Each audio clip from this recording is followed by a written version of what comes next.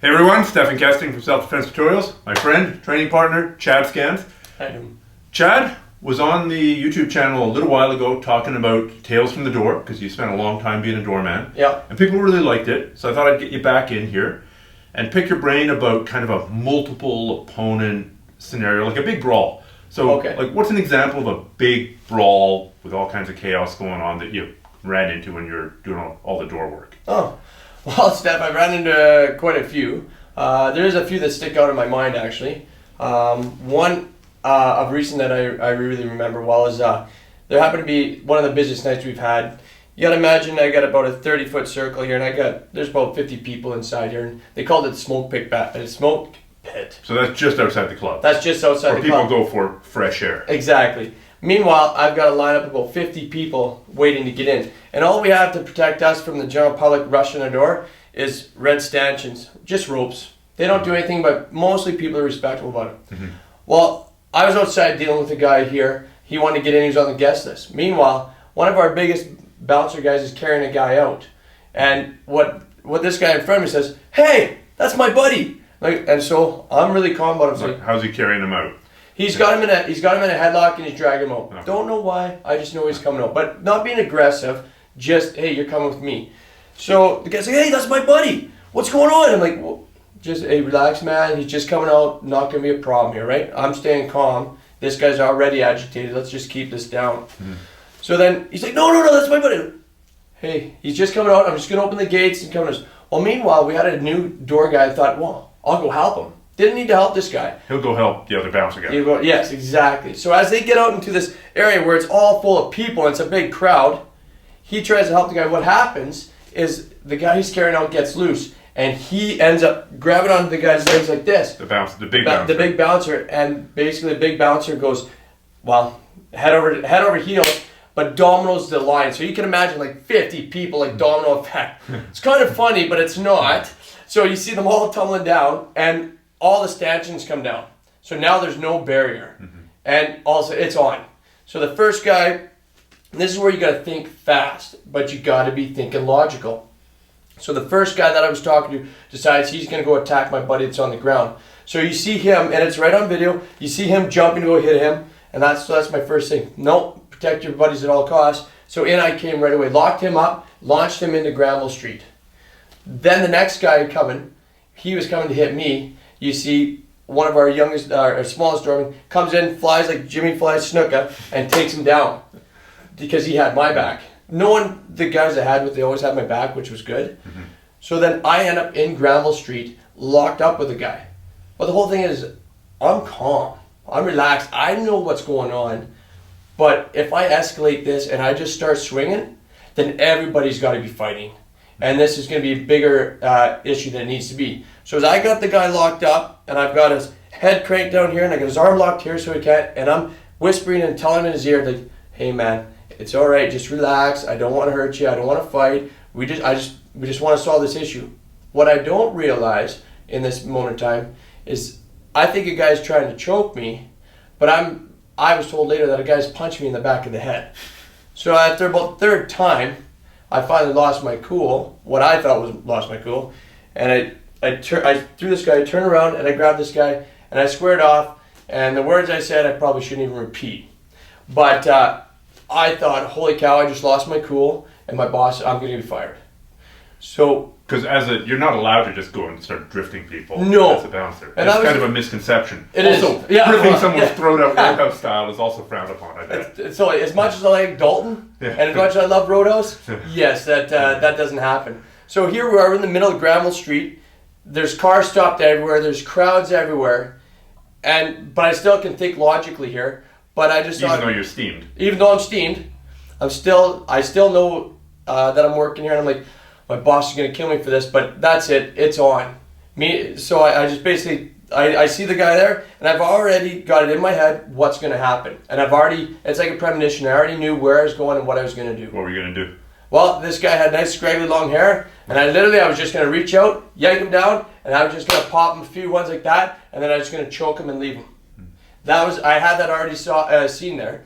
And just as we're squaring off like that, and everyone's out, security happened to be walking by. Out of nowhere, it was bar watch. And I'm telling you, that guy and those people were lucky that day.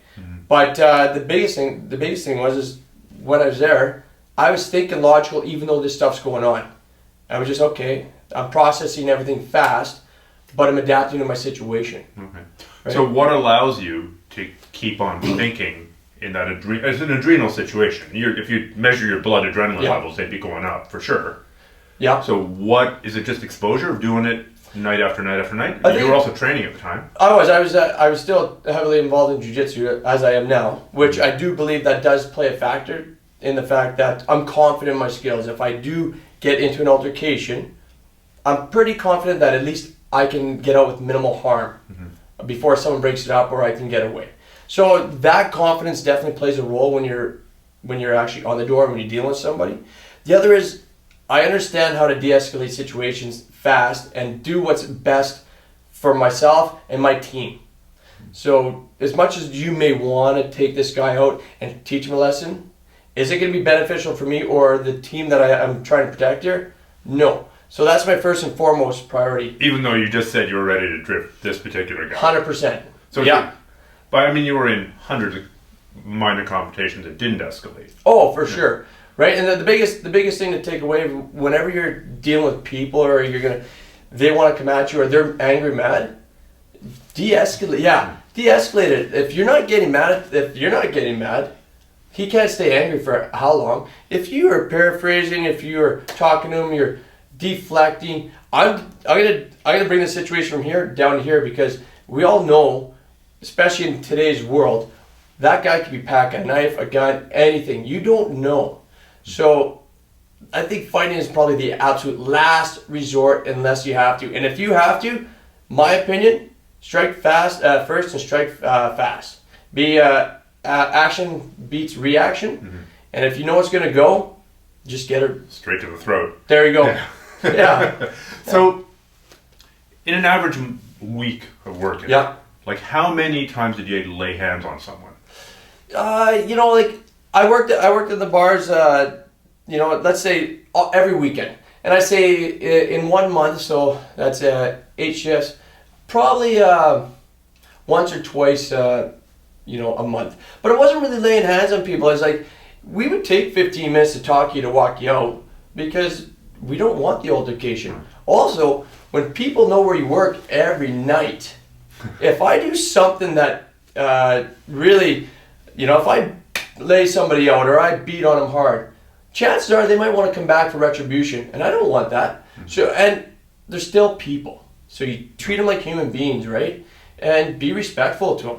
And even though they're drunk or belligerent or they've done something stupid, most people realize, they treated me pretty fair. If I treated you like a human, like a person would want to be treated, most people never had problems coming back. And that worked in Cognizant when I was dealing with more, say, gang members from North Van, that kind of stuff. And I'd see them in the bars after I've tossed them out physically, after I've choked them out physically, but I never did anything after. They'd always come up and say, hey. And I always had to put my back to the wall just in case, because I could recognize people. And they'd say, hey, you know what? You were always good to us. You always treat us well. I appreciate it. All right. And so when I was out drinking, I didn't have to worry about watching my back all the time, because I treated people like I would want to be treated if I was out of control. Well, I guess it also kept you on the right side of the law as well, because just because you're a bouncer doesn't mean that you can go punching people in the throat. Yeah, very much so. You must have had guys like that who thought that this was a license to throw down. In the earlier days, sure, but then I got when the team we had here, the last thing we ever wanted to do was punch anybody or assault anybody. That's another reason we don't want to go to court over this. We don't want to get an assault charge. It's not a license to kick ass and take names. That has nothing to do with like back in the day, or you take like Roadhouse. That doesn't happen, right? It does happen in some bars, but I'm not going to be the catalyst of that and being sued or charged for something that just for working a job, right? So yeah, no, that does happen. There's no doubt. But the crew I was with, probably one of the I'd say the toughest door crew in Ground Street at the time, and the ones that never threw punches or had to prove how tough they were. And that worked to our benefit. All right. So just as a takeaway here, because most people who are watching this are never going to be working the door of a club or the door of a bar, but they could end up in a situation where there's lots of chaos and lots of people. Kind of what's your key message, your core takeaway here for people who might end up in a potential multiple attacker situation? Avoid it at all costs. Don't be trying to flare your chest with other people. If you are in a possible situation like that, try and talk your way out of it and treat the person the way you want to be treated. And if it's going to happen, you know it's going to happen. Strike and run if you can, right? That'd be the easiest way to think about it. Last thing I want to do is get 2-on-1, 3-on-1, 4-on-1. You're not going to win. I don't care how good you are. You will not win. So avoid it at all costs. And when they're getting angry, mad, stay even keel. That's the best way to do it. Because as you're yelling and stuff and you're talking low, eventually their voice has got to come down, because anger just does this. Mm-hmm. But if one guy's here and you're here and I'm here and you're there, we're escalating it, and eventually we got to fight. And you know what it is? A lot of guys don't necessarily want to fight, but they need to get that adrenaline pumping. Okay, now I'm ready. That doesn't work. But that's how guys get themselves amped up so they can fight. Mm-hmm. The guys that are calm are really guys that you want to worry about. Those are the guys that know what's going on and don't need to escalate their adrenaline and everything here. So the only thing they can do now is fight. Mm-hmm. So, avoid it at all costs. If you see a situation that might happen like that, before that even happens, leave the bar. If you got somebody that's eyeing you and you're getting the bad vibe, just go. It is not worth sitting around. Doesn't matter if you know you can take them out.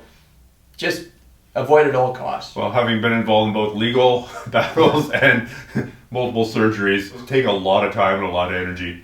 And I would second that. Just leave. But the trouble is, people are interested. Like, they're all got looky-loos, right? Look, a fight's about to happen.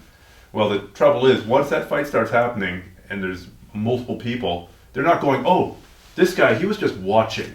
Yeah. No, he's there now. I'm going to hit him now. Remember, and when the cops come, they're not going to go, I'm going to pepper spray him, but not him because he was just watching. I'm going to pepper spray. They're going to pepper spray everybody. So, no, you're totally right. And you're guilt by association. I know that I can't stand by and watch a guy that's getting, if it's one-on-one, I can let it be as long as he's not just getting demolished. If it's 2-on-1, I can't stand by and watch, whether it's in a bar or somewhere else. I go and help. Mm-hmm. So if I see possible situation already arising, I'd rather just leave so I don't have to put myself in that situation, because I don't want it anywhere near fights, nothing. And I'll tell you, going out in bars for the last 20-something years, I rarely have found anyone that wants to create a problem with me or my buddies. Ironically so, I do have buddies that are bedazzling. They can't see. My old true religions and bling that I wear from back in the day. But and it did happen. But I have other buddies that if you go out with them, they regularly find trouble, and I don't get it, because they're looking for it at a certain level. There's no doubt at a certain level, and it seems to find them, and it doesn't find me, and I can go do whatever I want, and I can see any situation arising like that, and I'm already gone. Okay. One last question. Yeah. So, police say that one of the most dangerous situations to intervene in is a domestic dispute, or where a man and a woman are fighting, the police come, they're talking to the guy, all of a sudden the woman is attacking them as well. And I've certainly tried to intervene between men and women, and it's an incredibly dangerous situation, in part because it has the potential of becoming a 2-on-1, and in part because when an angry man is dealing with a woman, and you intervene, now he can take all that rage that maybe he wasn't punching his girlfriend in the teeth, but now you're there, and by God, now he can punch somebody in the teeth. So you must have intervened in the bar in sort of domestic disputes, guy and girl. How could you talk that one down? Because that's, in my experience, that's a really tough one, and many cops that I've talked to, that's a really tough one. So, yeah, you're not kidding. That is extremely tough. I mean, I have seen it, and you don't ever want to see it. And sometimes I've seen it where the girl is laying the boots to the guy. You know what? The best thing is, whenever you deal with a situation, never put your hands on anybody unless it's absolutely necessary. Because as soon as you put your hands on there, it's a direct threat. Right? But a lot of times, voice of reason makes a big difference. Whether you see it in a bar, whether you see it on the street or whatever, you want to intervene, especially in that one. Sometimes when you just talk to them, hey buddy, what are you doing? Like, what? That's not cool. Or talking to the girl, like anything to get their attention off those two and more onto you to help resolve that. Get them talking to you so they're not fighting with each other. Maybe they're having now a little bit of an argument with you, but that's the best way to do it. The one good thing though, when you are working the bar, you do have teammates. So if that does go and you have to, you lock them both up. And I would rather lock the guy up in a heartbeat than the girl, because a couple times I've locked up a girl, other guys think, well, they're gonna be monsters. You don't do that to a girl, and there'll be random guys think they're gonna come in and gonna lay some boots to you for grabbing on her as well. She will kick, scratch, scream, bite. Okay, and it is hell to bring a girl out anywhere. The guy, way easier. Really? I will throw really? Way easier. I remember guys have more practice at getting thrown out of bars. I would say so, right? So yeah, I would rather lock up a 200-pound guy than a 100-pound girl in a second. Yeah. I mean, from a civilian point, like, as opposed to a door guy, I think the next time I see that, to use words to de-escalate, even something as simple as like, hey man, the cops, they're just around the corner, they're coming. There you go. It's like what you were saying in our last little talk. It's taking the blame off of you. It's pointing it to it's the cops. It's not me. The cops are coming. The cops are right around the corner. They're coming. Totally. It's like, you can't get mad at me. I'm helping you out. I'm telling you that the cops are coming. 100%. And just sometimes what it is. And of course, call the bloody cops. Of course, yes.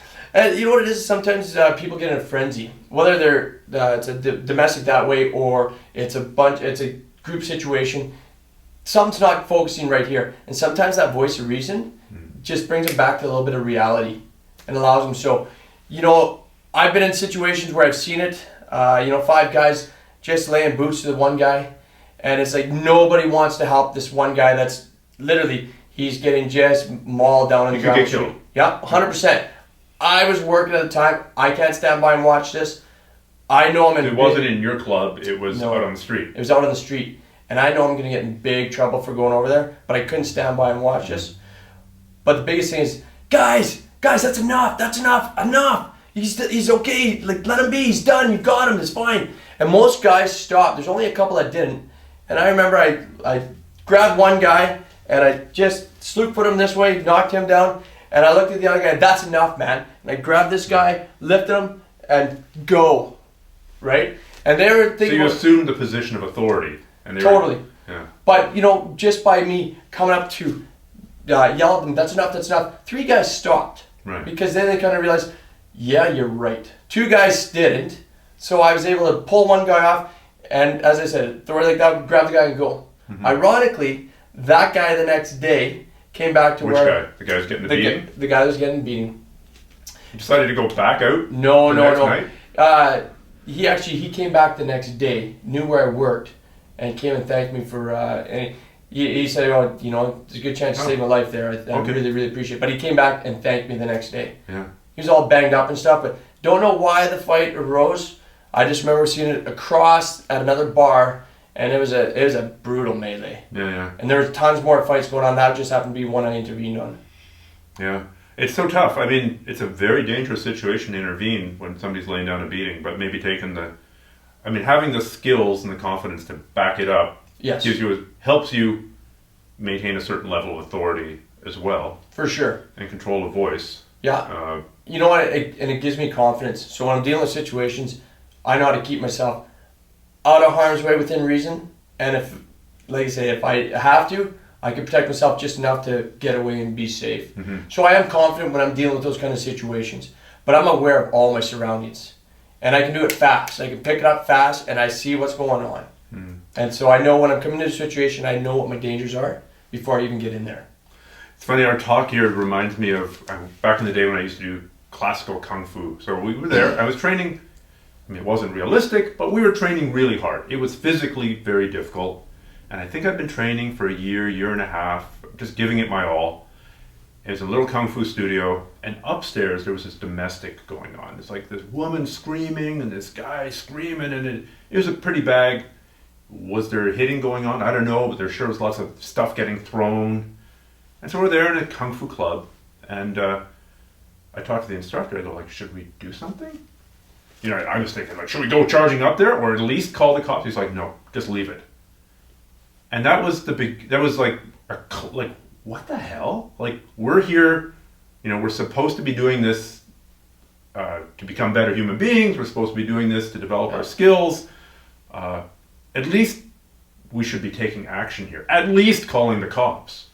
And I think that was the beginning of the, you know, my disillusionment with them. Like, really, we're doing all this and you're not even going to pick up the phone and not intervene here somehow?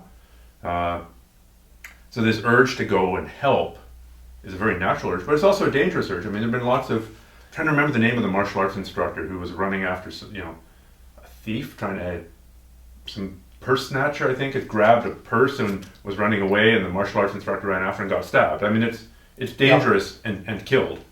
I mean, it's dangerous anytime you intervene. But this, it's a very easy thing to get trapped in, this urge to protect. True. You know, and that, like you said, the kung fu, that doesn't sound right at all. You can't stand by, in my own opinion, if you're a human being, you can't stand by when somebody's in need of help. That being said, domestics are a heck to deal with, but even standing back as a voice of reason, there's no need for you to go in there and try and manhandle anybody. You go voice of reason. Same with someone on the street. You know, you gotta imagine, and this is how I always imagine it, and I know some people don't think I should think this way, but whoever's in trouble, that could be your brother, your sister, your mother, your dad, your niece, nephew, could be someone related to you, but regardless, that is somebody else's kid. Right. So, you know, I would hope that if it was my kid, if I had a kid, that somebody's going to be there to help him. If that's my Even brother, if you made a bad decision that night and got drunk and spat in someone's face, he doesn't deserve to die. No, and that's it. So that is somebody else's sibling. So you gotta, as a human being, you should feel the urge to help. Now, getting physically involved, I don't recommend it all the time, because nowadays people got everything and your life is just as precious. But that voice of reason, yelling, calling cops, tell them to do something, just try to get them out of that state of mind is important, rather than, oh, well, he deserves it, or I'm just going to leave this. So it's not a binary of jump in there and reverse punch to the chest versus do nothing. Definitely not. Standing there and even yelling is doing something. Just doing something. And that's all I can ever stress to anybody. I don't stress you to go in there and try to be Chuck Norris or try to be Schwarzenegger and manhandle everybody. It won't work. Mm-hmm. I can't do that with everybody, but I'm definitely going to do something. Even with those pipes. Well, I appreciate it. It's all show, no go. It's daily synthol injections. Yeah, whatever makes him look good, right? Yeah. It's I rubbed on some tanner earlier. You know. Awesome. This is gonna be awkward when we train. My work's gonna come off all over my white gi, but some good bronzer. No, but awesome. Yeah, no, it's a good point that there's an intermediate step between doing nothing and jumping in there and physically applying an armbar. Yeah, and that's using your voice. You know, use your words. So that's where we're ending. You know? Yeah, use your words. It's important. I was in a preschool once, and there was a sign on the wall and said like, it's okay to be mad. It's not okay to be mean. Talk, don't hit. So maybe that's what, I was going to turn that into a t-shirt. That'd be a great martial art t-shirt. It's not bad. Yeah. It's not bad. I like that. Talk, don't hit. Yeah. Sometimes you don't need to talk, and sometimes you will hit. Yeah. But I think as a general rule. As a general rule, as a starting point. That is actually a good saying. I like it. Awesome. Well, thanks so much, man. Hey, anytime. You're welcome, Steph.